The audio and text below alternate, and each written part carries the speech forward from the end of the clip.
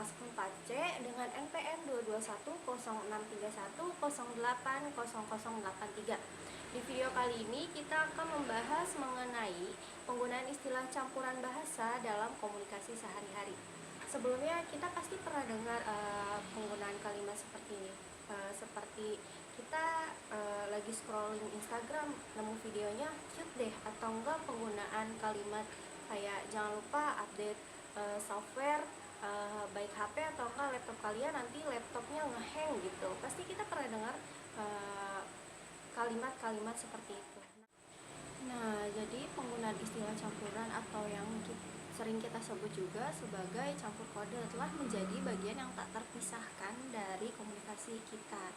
Ini adalah hasil dari globalisasi, perkembangan teknologi, dan interaksi lintas budaya yang semakin intens. Jadi, di video kali ini kita akan membahas bagaimana fenomena ini mempengaruhi cara kita berkomunikasi dan apa dampaknya bagi masyarakat kita. Sebelumnya kita ke definisi apa itu istilah campuran.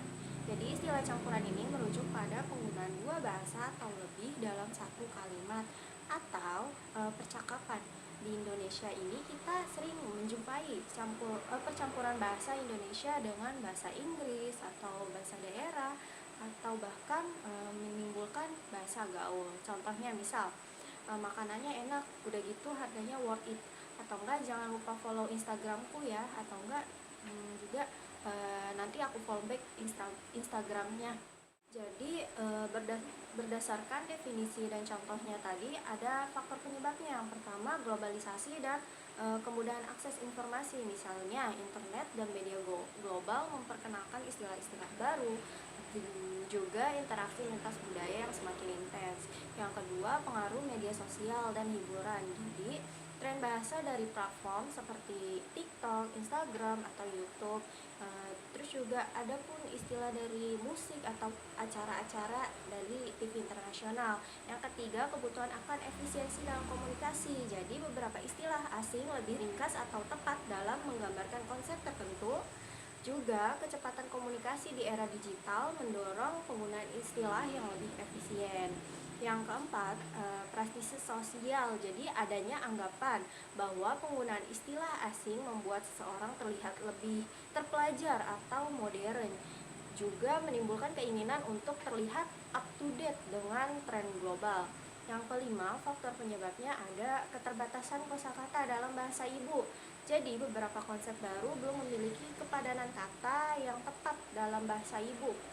Selain itu, perkembangan teknologi dan ilmu pengetahuan yang cepat sering mendahului perkembangan bahasa kita atau bahasa ibu kita. Sebelumnya sudah disebutkan faktor penyebabnya, kita masuk ke dampak positif dan negatifnya. Dampak positifnya yang pertama, memperkaya kosakata dan ekspresivitas bahasa. Jadi menambah variasi dan nuansa dalam berkomunikasi, juga memungkinkan ekspresi ide yang lebih beragam. Dampak positif yang kedua, memudahkan komunikasi dalam konteks global. Jadi hal ini membantu dalam pergaulan internasional dan juga mempermudah pemahaman istilah-istilah yang universal, terutama dalam bidang teknologi dan bisnis. Yang ketiga, dampak positifnya itu meningkatkan fleksibilitas berbahasa. Jadi ini mengembangkan kemampuan untuk beralih antar bahasa, juga meningkatkan kemampuan adaptasi dalam berbagai situasi komunikasi. Dampak positif yang keempat, mencerminkan dinamika budaya yang berkembang.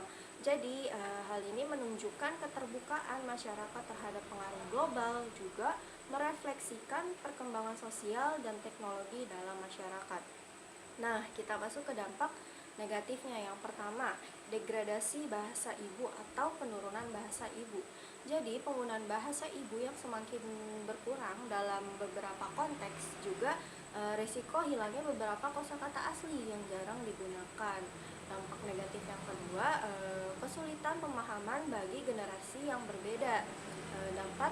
Hal ini dapat menciptakan kesenjangan komunikasi antar generasi, juga potensi miskomunikasi antara kelompok yang familiar dengan kelompok yang tidak familiar terhadap penggunaan istilah-istilah bahasa baru atau bahasa campuran tersebut. Yang ketiga, kemungkinan miskomunikasi dalam situasi formal. Jadi penggunaan istilah campuran yang tidak tepat dalam konteks formal dapat mengurangi profesionalisme dan juga resiko salah interpretasi dalam komunikasi resmi atau dokumen penting. Yang keempat, dampak negatifnya dalam tantangan dalam standarisasi bahasa. Jadi kesulitan dalam menetapkan standar bahasa baku untuk keperluan akademis maupun formal, juga tantangan dalam pengajaran bahasa di sekolah. Yang kelima, dampak negatifnya yaitu potensi ketergantungan pada bahasa asing.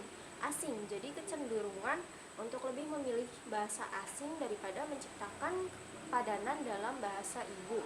Juga resiko menurunnya kreativitas dalam pengembangan bahasa ibu. Sebelumnya tadi sudah diberikan contoh di awal. Nah, ada juga beberapa contoh dalam kehidupan kita nyata yang kita lihat, misalnya penggunaan bahasa deadline, meeting, terus juga ada kosakata percakapan seperti literally, slay, atau vibe yang sering muncul dalam percakapan. Bahkan dalam pendidikan ada juga campuran bahasa yang sering kita dengar seperti hybrid learning atau blended learning. Itu juga merupakan contoh campuran bahasa yang sering kita dengar dalam kehidupan sehari-hari kita, komunikasi kita sehari-hari. Jadi penggunaan istilah bahasa campuran dalam komunikasi sehari-hari adalah cerminan dari masyarakat kita yang dinamis dan terbuka. Meski membawa tantangan, fenomena ini juga menawarkan kesempatan untuk memperkaya bahasa dan budaya kita. Kedepannya kita perlu menyikapi fenomena ini dengan bijak.